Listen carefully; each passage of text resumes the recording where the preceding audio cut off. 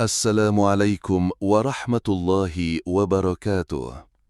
Yang tak terlihat tapi dipilih. Saudaraku yang dikasihi Allah, ada jiwa-jiwa yang tidak dikenal bumi tapi begitu dekat dengan langit.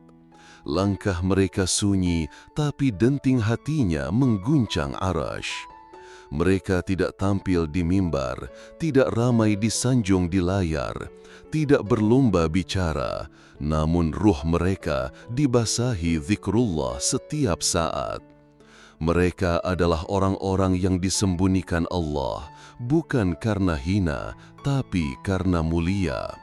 Tak nampak kemuliaan mereka di mata, karena Allah ingin menjaga mereka dari mata yang iri, dari hati yang kagum, dari sanjungan yang bisa mencemari rahasia antara mereka dan Tuhan. Mereka bisa berada di sekitarmu, tapi engkau tak akan tahu siapa. Mereka bisa saja menyapu halaman masjid, menyendiri di tepi sawah, atau diam dalam zikir di ruang kecil yang remang. Mereka bukan orang besar menurut dunia, tapi sangat besar dalam pandangan Allah. Mereka tidak butuh pengakuan, karena pujian manusia tak menambah kemuliaan mereka, dan hinaan manusia tak mengurangi nilai mereka. Mereka hanya butuh satu hal, ridha Allah dan kehadirannya di dalam hati.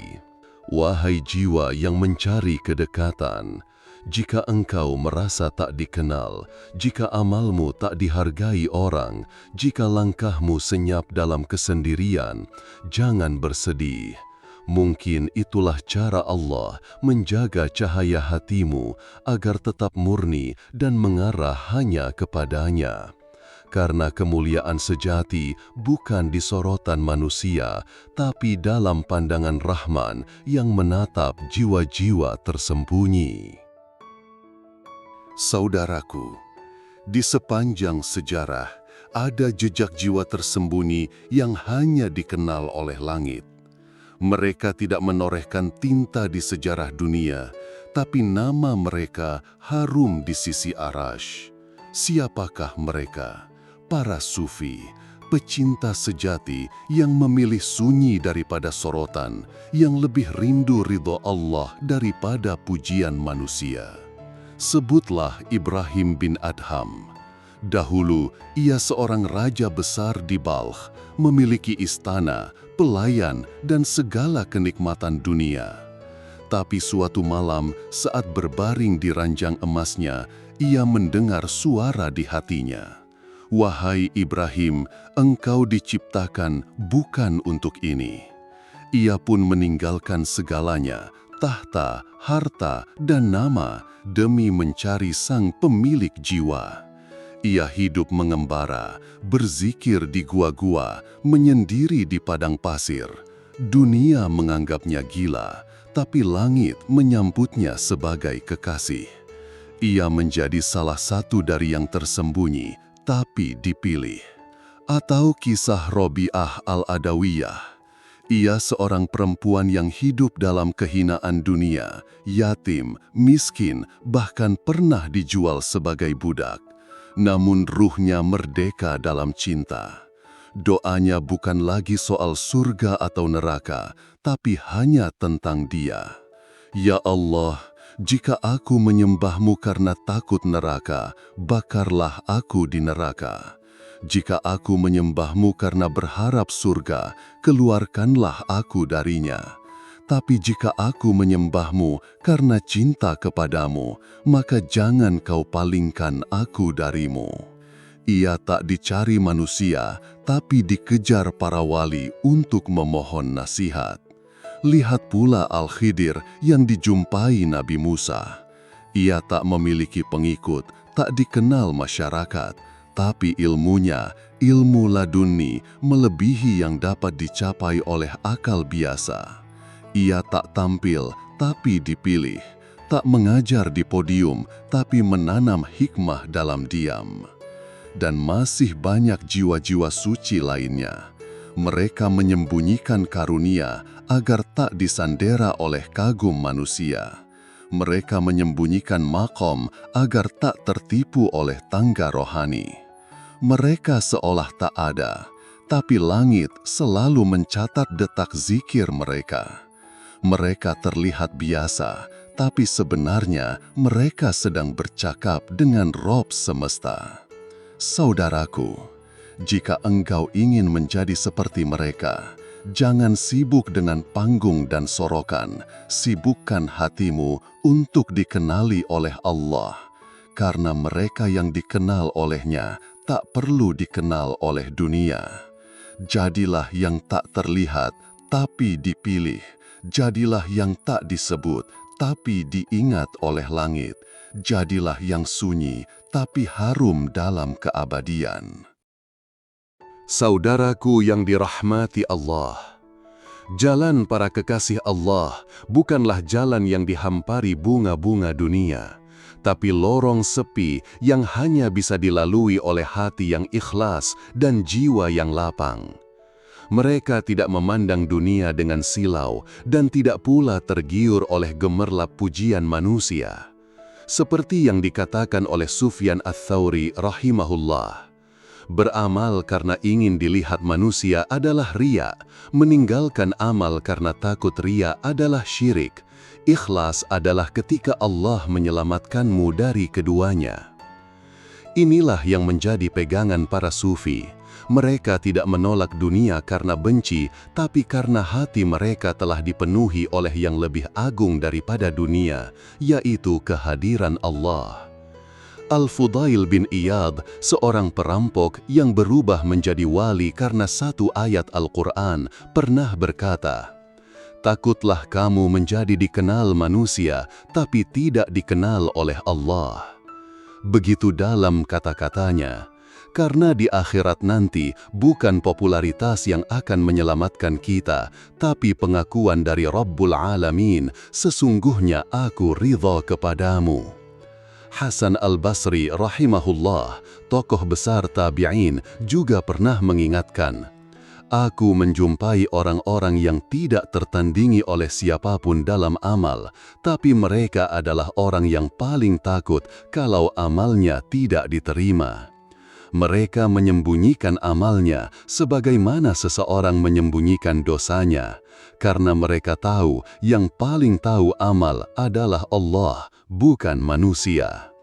Dan Imam Junaid Al-Baghdadi, sang pemimpin kaum sufi, pernah ditanya, "Siapakah wali itu?"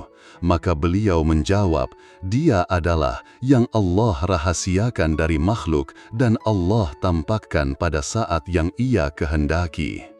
Artinya, kewalian sejati tidak selalu tampak dalam rupa atau status sosial.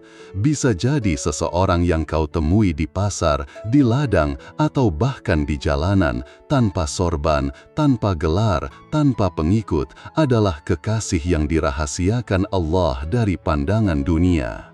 Saudaraku, hidup ini bukan tentang terlihat, tapi tentang terbuka di sisi Allah.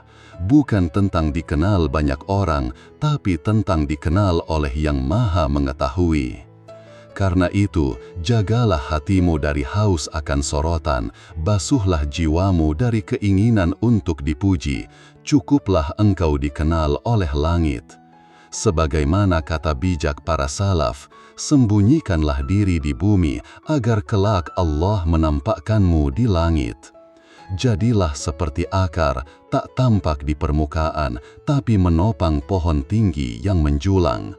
Jadilah seperti bintang, tak bersuara, tapi memberi cahaya dalam gelap malam.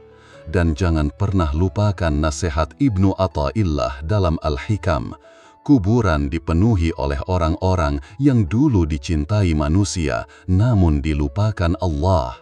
Tapi langit penuh dengan nama-nama yang tak pernah dikenal bumi, namun selalu disebut di hadapannya. Saudaraku yang dirahmati Allah, ketahuilah bahwa dalam perjalanan ruhani, Allah seringkali menutup para kekasihnya dari mata dunia, agar mereka tidak dicemari oleh pujian, tidak disandra oleh kehormatan, dan tidak digoda oleh sorak-sorai makhluk.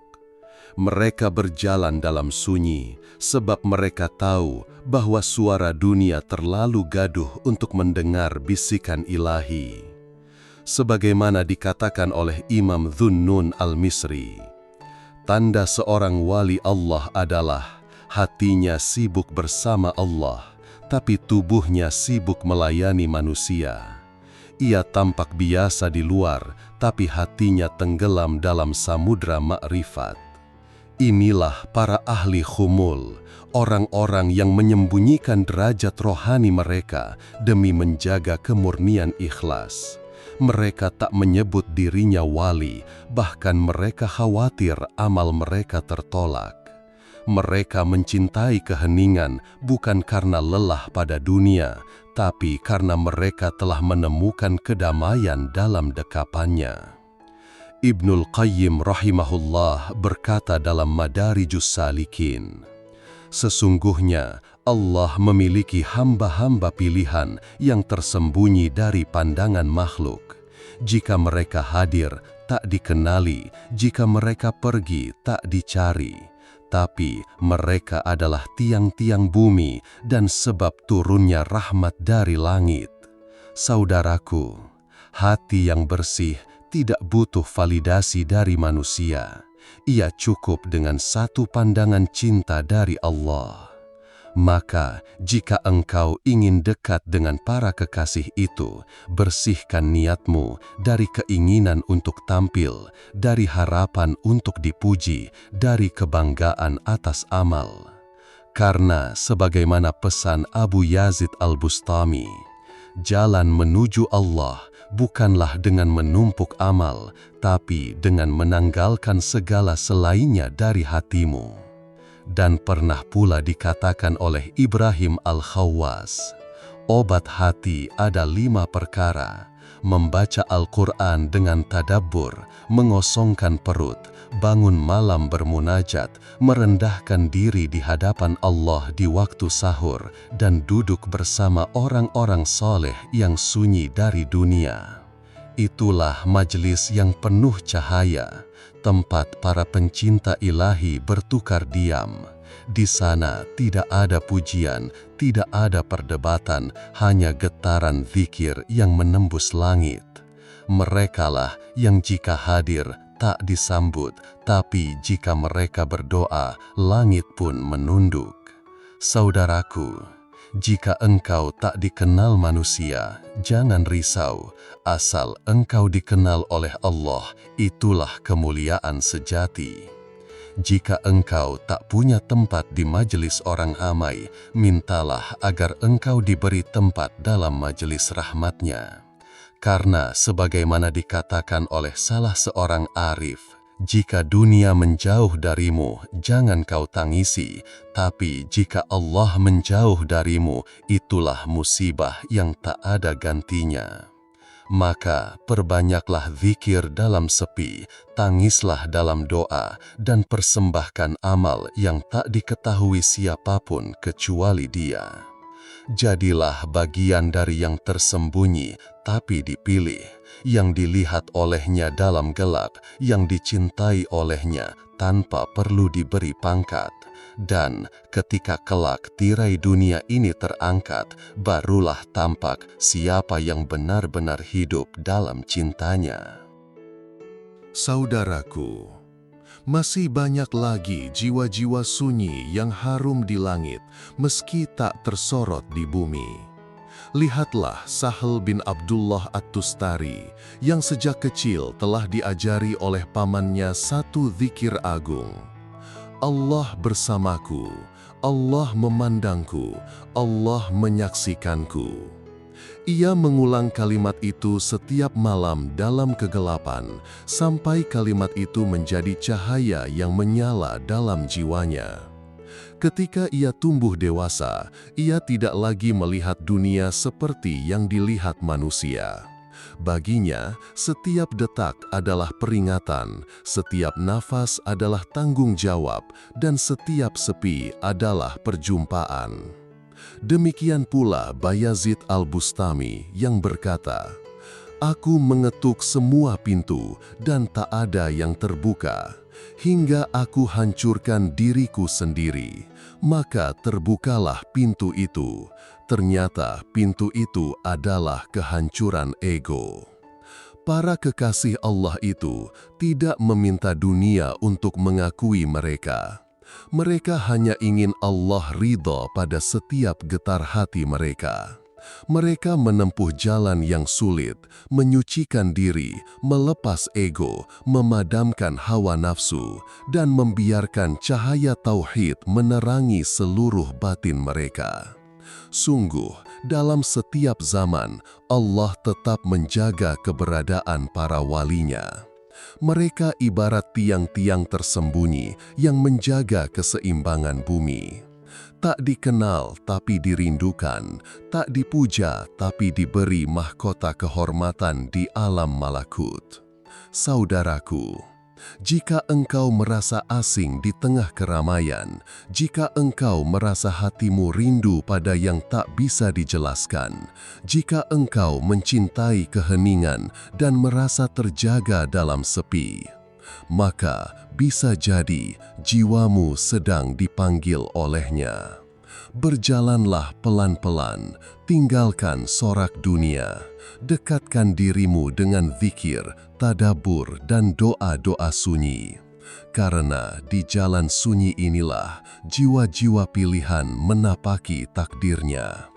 Mereka bukan siapa-siapa di mata manusia, tapi sangat berarti di sisi Allah.